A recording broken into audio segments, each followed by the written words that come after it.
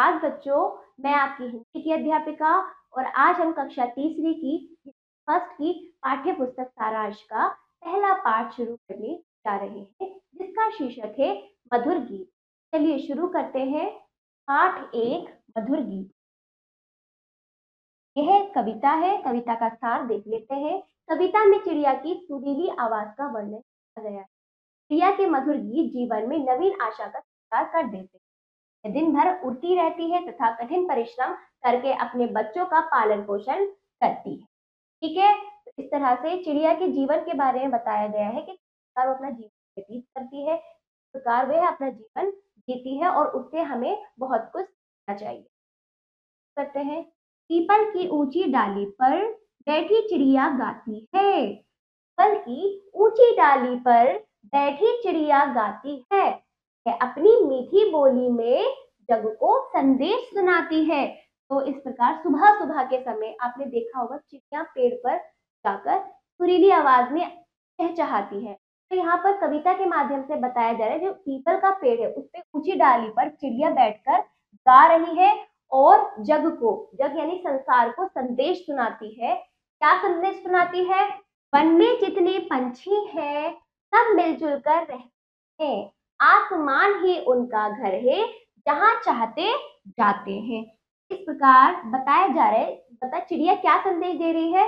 क्या दे रही है? हम जंगल में रहते हैं। वन यानी जंगल में जितने पक्षी रहते हैं सब मिलजुल कर रहते हैं, आपस में मिलजुल कर रहते हैं, कोई भेदभाव नहीं है। ठीक है, आसमान ही उनका घर है और आसमान, आसमान पूरा आसमान उनका घर है, जहां चाहती है वो जाती है।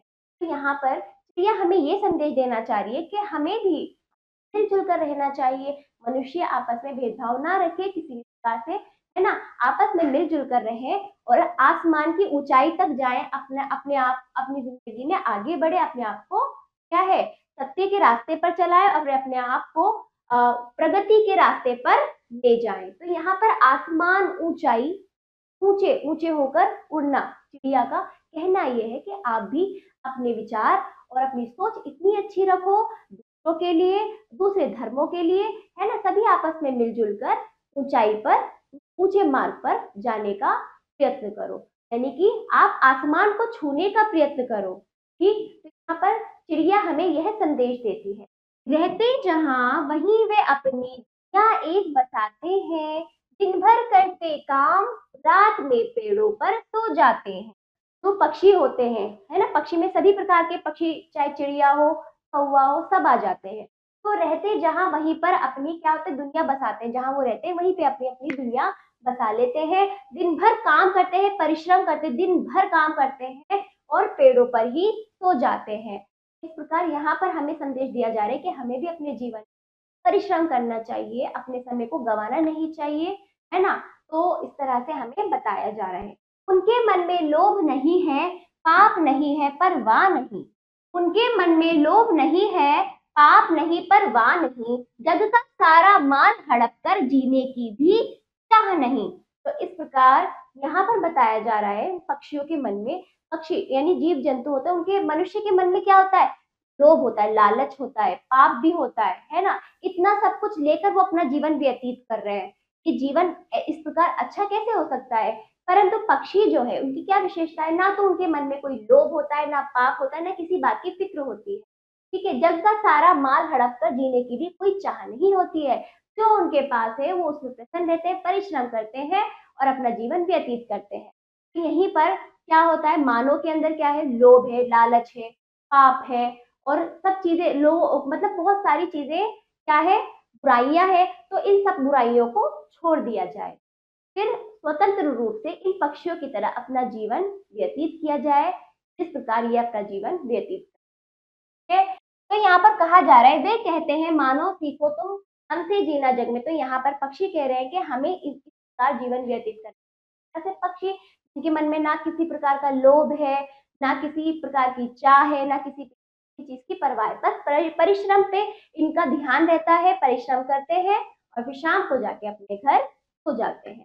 ठीक है, और देखिए यहाँ पर कह रहे हैं तुम सीखो जीना जग में, जग में यानी संसार में भी इनकी तरह सीखना चाहिए और इनसे सीख लेनी चाहिए। आजाद और क्यों तुमने डाली, हम आजाद मतलब पक्षी क्या है? आजाद है क्या है पक्षी? आजाद है, स्वतंत्र है। और हमने लोभ लालच की बेड़ी यानी बेड़ी डाली हुई है पग में, पैरों में हमने लोभ लालच की बेड़ी डाली हुई है, यानी हम क्या है? स्वतंत्र होकर भी स्वतंत्र नहीं है।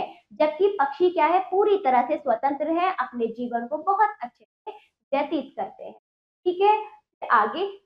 पीपल की डाली पर चिड़िया यही सुनाने आती है, बैठ घड़ी भर हमें चकित कर, गा कर फिर उड़ जाती है।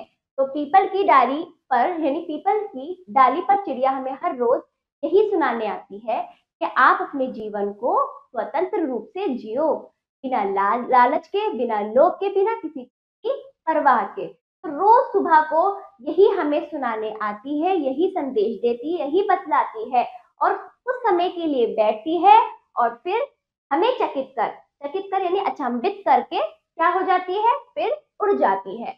तो इस प्रकार इस कविता में चिड़िया के जीवन है ना, चिड़िया के जीवन की विशेषताओं के बारे में बताया गया है, और फिर उसके जीवन को उनके जीवन से हमें बहुत कुछ सीखना चाहिए, इस बात का संदेश चिड़िया के द्वारा हमें दिया गया है। बच्चों, शब्द देखिए। जग संसार वन जंगल पंछी पक्षी आसमान आकाश, लोभ लालच चाह इच्छा, आजाद स्वतंत्र, पग पैर चकित कर अचंभित कर। आप इनको समझते हुए कंठस्थ करेंगे। अभ्यास कार्य वस्तुनिष्ठ प्रश्न। पहला सही उत्तर पर सही का चिन्ह लगाइए। का देखिए, पीपल की ऊंची डाली पर बैठी गाती, कौन? चिड़िया। खा देखिए, डैश ही उनका घर है, जहां चाहते जाते हैं, आसमान।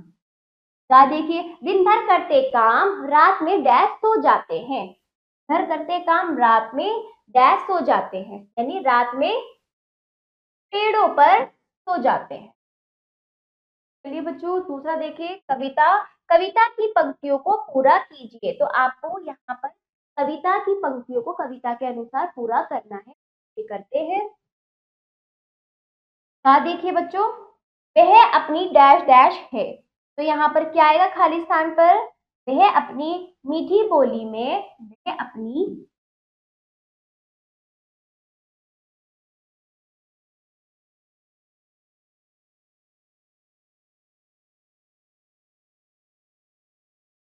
वह अपनी मीठी बोली में जग को संदेश सुनाती है।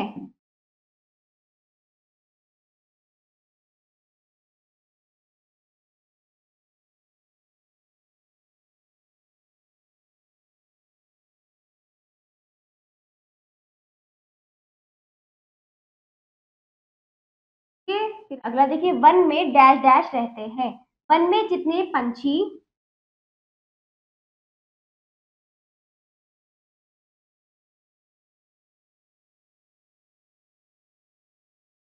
वन में जितने पंछी हैं सब मिलजुल कर रहते हैं।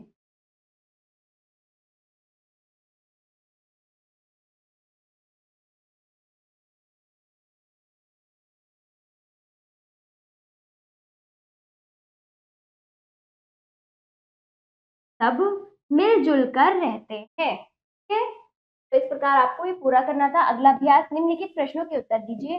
ये प्रश्न है, इनको अच्छे से पढ़ेंगे, फिर इनका उत्तर अपने अभ्यास से आप स्वयं देंगे। ये अभ्यास आपको जरूर करना है बच्चों। मिलते हैं अगले पार्ट पर।